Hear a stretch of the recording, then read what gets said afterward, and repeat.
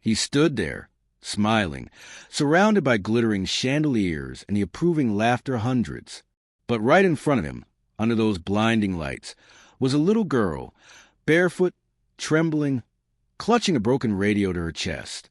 Her dress was torn, her hair messy, and her wide eyes darted between the laughing faces. And then came his words, sharp enough to cut through her tiny frame. If you want a family, if you want a chance at life, show us you can dance for it. The crowd erupted in cruel amusement. They weren't just watching. They were entertained by her humiliation. Imagine being only 7 years old, standing in rags among diamonds and tuxedos, realizing that your dignity had become someone else's joke. What would you do if hundreds of eyes mocked your pain? If the only person who could save you was the same one who stripped you of your humanity?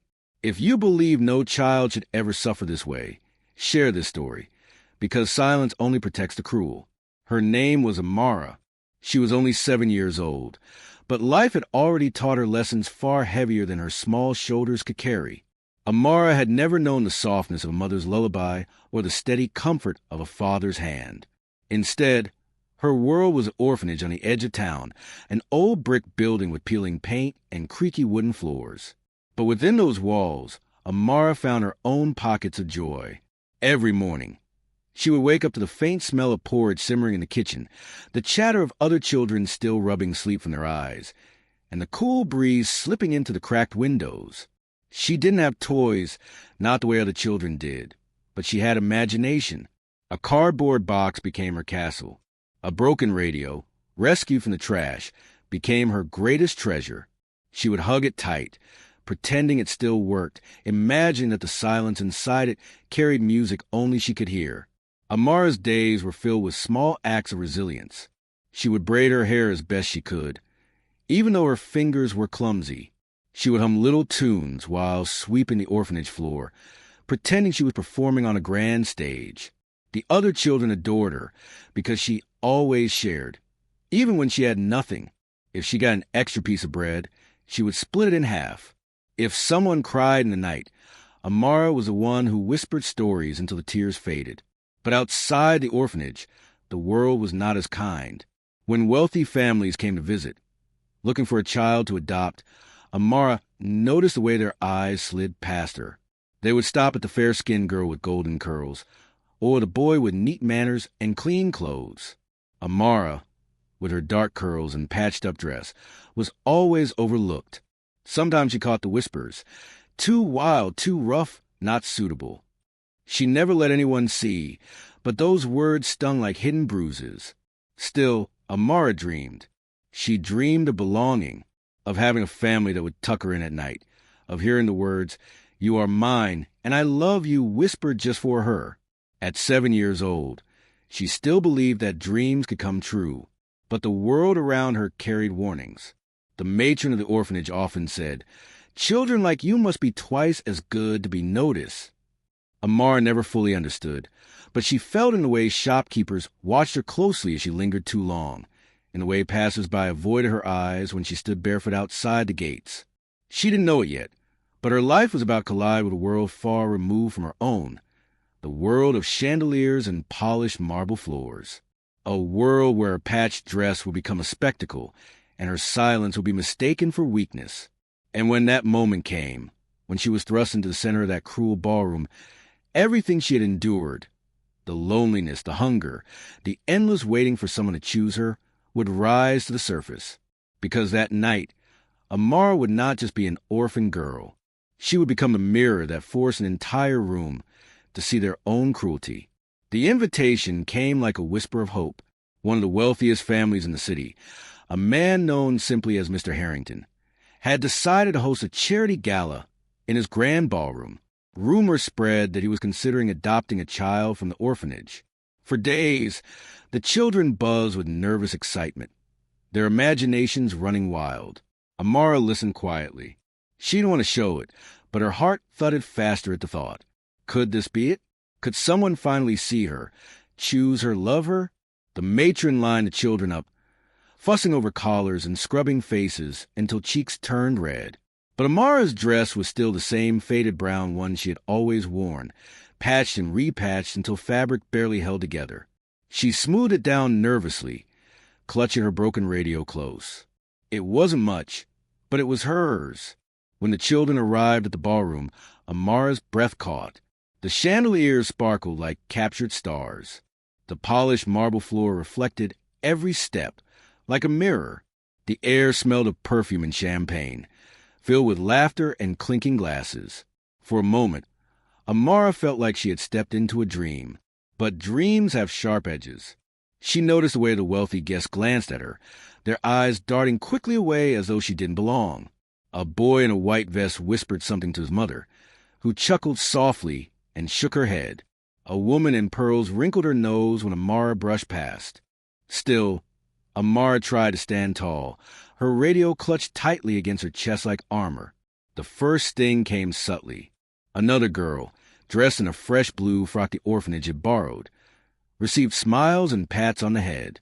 "She's darling," someone said. Amara lingered nearby, hoping for a word, a glance, but none came. Instead, one of the tuxedoed men muttered, not quietly enough, "That one looks like she's wandered in from the street." Laughter followed. Amara's cheeks burned. She wanted to vanish, but her feet felt rooted to the marble floor. The night stretched on and the cruelty sharpened.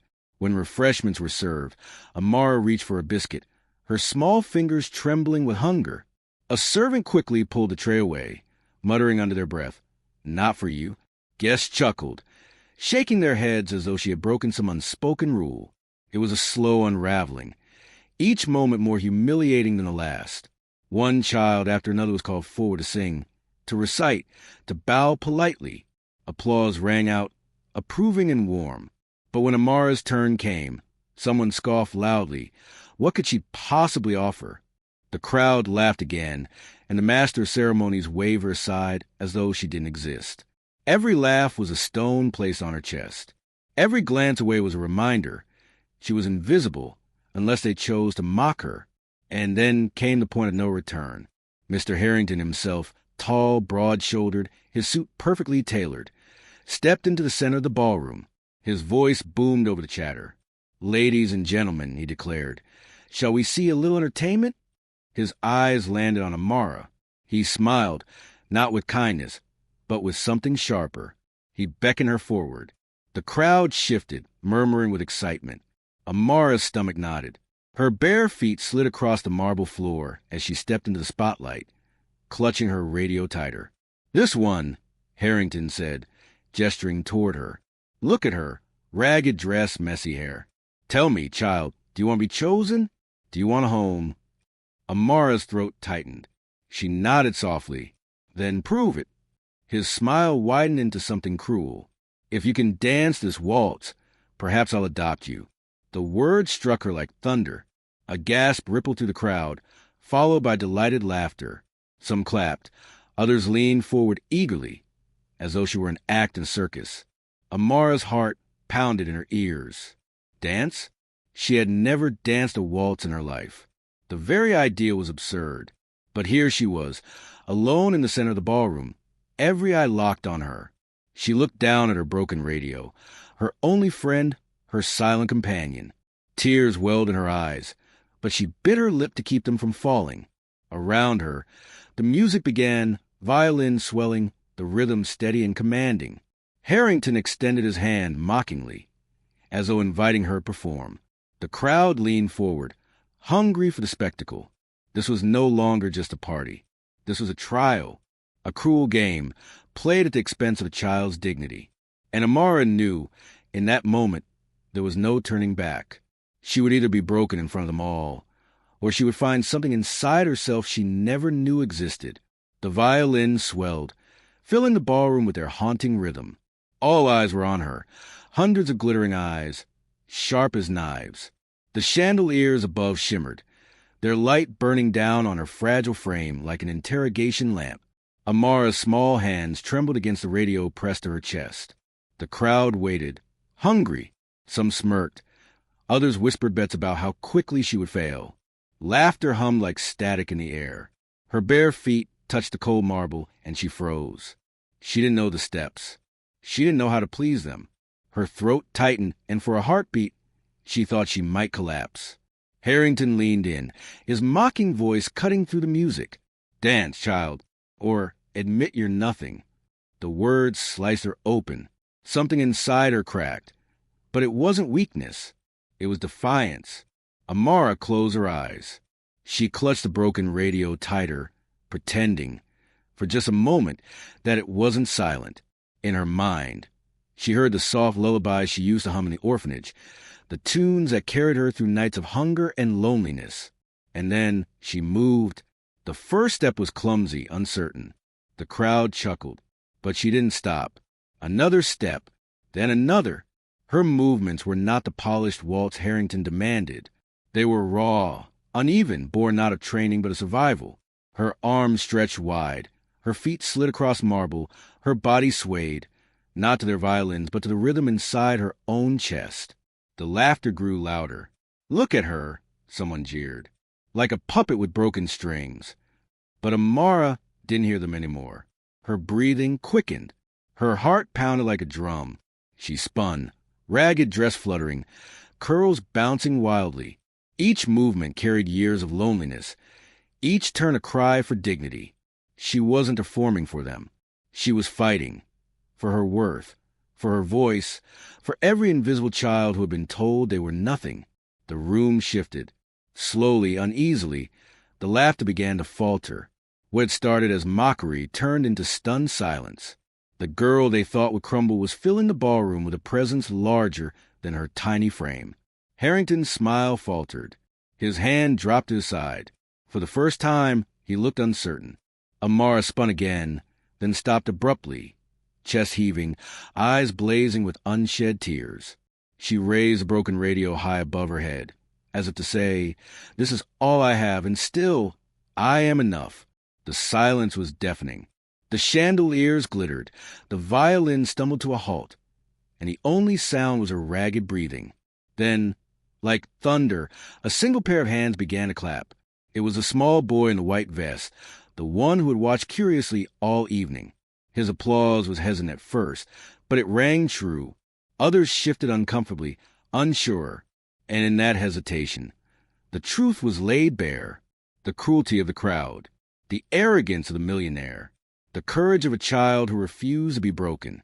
Amara stood there, trembling but unbowed. She hadn't waltzed. She hadn't followed their rules. She had shown them something far more dangerous, her spirit. And in that moment, the humiliation they had intended for her transformed into their own shame. For a long moment, no one moved.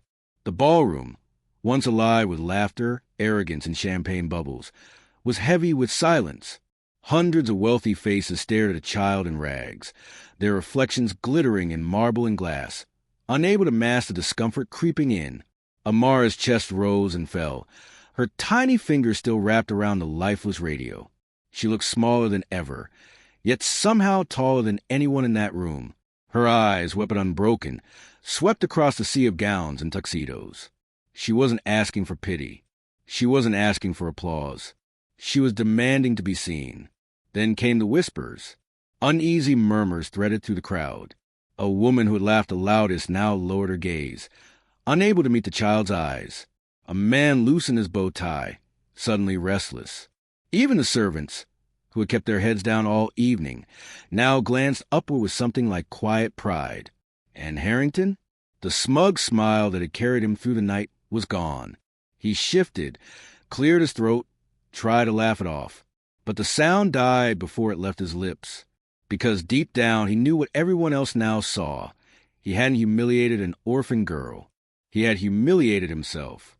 Amara didn't wait for his approval. She didn't need it. With trembling steps, she turned away from him, from the chandeliers, from the cruelty. And though her dress was torn, though her hands were empty, she walked out taller than she had entered. That night, nothing in her life magically changed. She didn't suddenly find herself with a family. She didn't step into a fairy tale.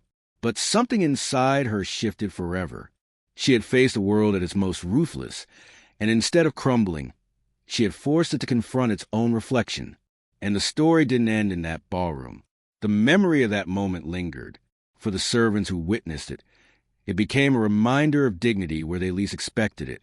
For the children back at the orphanage, Amara became more than just a friend. She became a symbol, proof that even when the world mocks you, you can still stand unbroken. But the question remains, not for Amara, but for us. How many times have we stood in that crowd? How many times have we watched someone's pain turn into entertainment and chosen silence over courage? Because the truth is, Harrington was not the only one guilty that night. Every laugh, every smirk, every averted gaze helped build that stage of cruelty. So I'll ask you this. If you were in that ballroom, would you clap with the boy in the vest, or would you have stayed silent with the rest? This story isn't just about Amara. It's about us, about the systems that mock the vulnerable, the crowds that enable cruelty, the silence that protects the powerful.